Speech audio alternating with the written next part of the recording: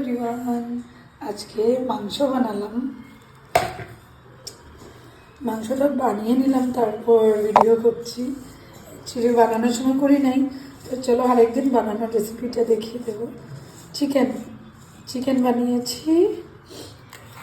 এই হলো লাউ মাছের মাথা, বানাই নাই, বানাবো। লাউ দিয়ে মাছের মাথা দিয়ে,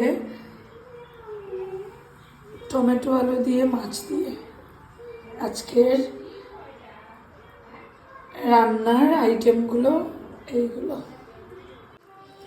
মাছ তরকারিটা বানাবো, তাই তেল দিচ্ছি। আমি সরষের তেল দিয়ে বানাচ্ছি।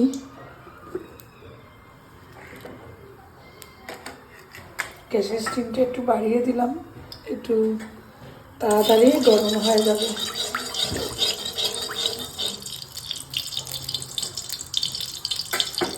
গরম হলে পর পেঁয়াজটা বেটে রেখেছিলাম ওইটা দেব, আর এই কয়টা পেঁয়াজ কুচি কুচি করে রেখেছি এটা দেব।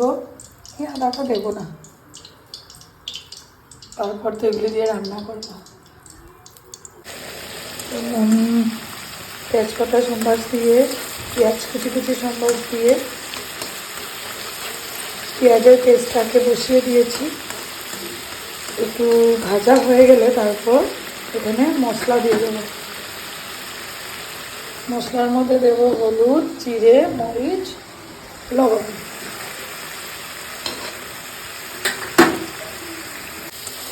মশলা দিয়ে দিলাম। এখন মশলাটা ভাজা হয়ে গেলে আলু টমেটোটা দেব।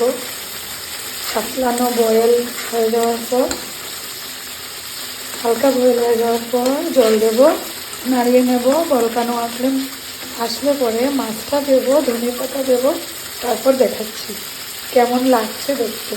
নিশ্চয়ই বলবে, আর একটু অপেক্ষা করো, চলে আসছে মাছের কারি।